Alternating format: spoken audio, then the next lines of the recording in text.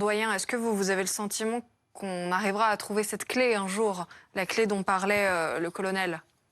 Je ne sais pas. Je ne peux pas me, Mmh. me- me prononcer sur un dossier aussi difficile. Ce qui est certain, c'est que la section de recherche de Marseille travaille toujours sur le dossier. Toujours une dizaine de personnes qui sont mobilisées quotidiennement dans la cellule nationale d'enquête. Il faut savoir que depuis plus de 2 ans, près de 2 ans et demi, certains gendarmes se lèvent le matin, travaillent le midi et se couchent le soir avec Émile en tête. Ils ne font que ça. Ils sont toujours une dizaine, essentiellement de Marseille, mais on n'oublie pas également les gendarmes locaux, c'est-à-dire qui sont rattachés aux compagnies locales. Je pense à celle de Forcalquier, celle de Digne-les-Bains ou encore de Barcelonnette, pour citer qu'elles, mais ce sont des gendarmes du cru qui connaissent le territoire par cœur. Petite indiscrétion que je peux vous donner, jusqu'en il y a encore pas longtemps, cette cellule nationale d'enquête était hébergée à Digne-les-Bains. Depuis peu, elle a déménagé, elle s'est rapprochée encore du Vernet. Elle est dans la petite gendarmerie de la Javie. Ça veut dire quoi? Ça veut dire qu'ils ne s'éloignent pas du terrain, au contraire, ils s'en rapprochent. Ils se rapprochent du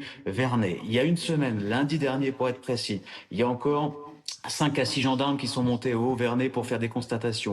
Qui était sur place? Le colonel Olivier Leblanc, c'est le tout nouveau patron de la section de recherche de Marseille. Il a pris ses fonctions au 1er septembre en remplacement du général Berthelin, qui dirige maintenant la gendarmerie de l'Oise. Donc il continue à être sur place. J'ai essayé d'échanger avec Olivier Leblanc, le colonel. Il m'a dit qu'il y avait encore des choses à faire, qu'il n'était pas encore arrivé au bout, qu'il y aura probablement encore des investigations de mener. Est-ce qu'elles seront visibles? Est-ce qu'elles seront ronflantes? Je ne sais pas. Mais parfois, les journalistes voient des choses. Il s'est passé énormément de choses avant. Au mois de septembre, il y a par exemple un habitant du Vernet qui a été entendu pendant près de 6 heures en gendarmerie de Digne-les-Bains. Ce n'est pas rien. Cet habitant avait déjà été entendu quelques semaines après la disparition d'Émile. Donc il continue à travailler.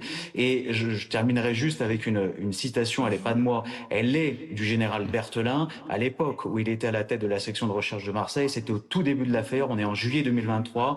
Il avait indiqué que cette affaire était laborieuse. Au moment de son départ, je lui ai demandé s'il pensait toujours la même chose. Il m'a dit: cette affaire est laborieuse et elle le restera. Comprenez, dans un langage d'officier de gendarmerie, qu'elle est extrêmement difficile, extrêmement complexe.